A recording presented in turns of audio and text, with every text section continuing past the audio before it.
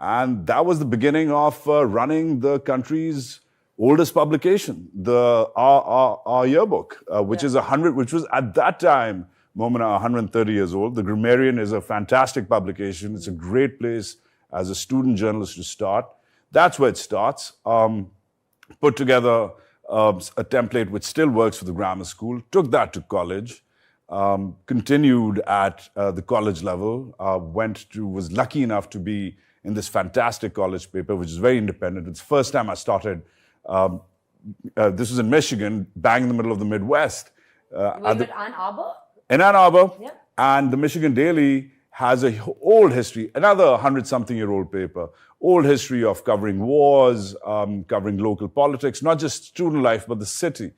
And then 9/11 happens, and I'm a junior.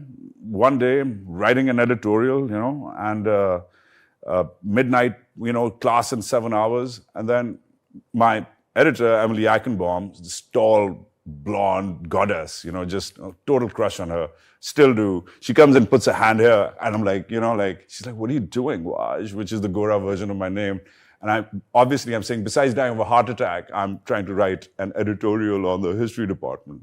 And she turns around and says, well, if I were you, I'd go where history is being made, not write editorials about the bloody history department. She walks off, with the hips swaying in the sunset. And, I was like, okay. So a few days later, I got my house in order. I cleared my exams. I got my professors to let me off the semester early. Now, this is months after 9/11, 2 months after 9/11. By November of 2001, as the Americans had started the bombing raids over southern Afghanistan, I was there. By December... In Afghanistan?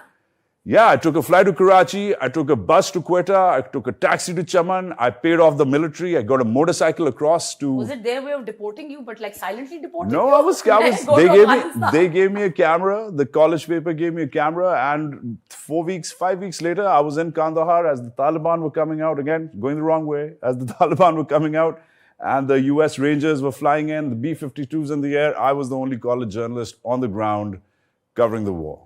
What prompted you to go? Like, I had this in my, I put this down as one of my talking points, and I'm glad that you just brought it up.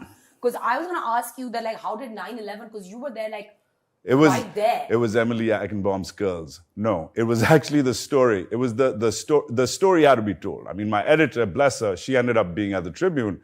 But that's what a good editor does, right? That's what a good boss does, is inspire you. Here you are sitting in Ann Arbor in the midst of this changing moment in American history, writing an editorial, which, I don't know, whoever's going to read about some funding of some department, but the way she said it, and she said, isn't there where you're from? Go where history is being made. What's stopping you? And what was stopping me? I'm a Pakistani. I know the language. I know the region. I grew up in Quetta.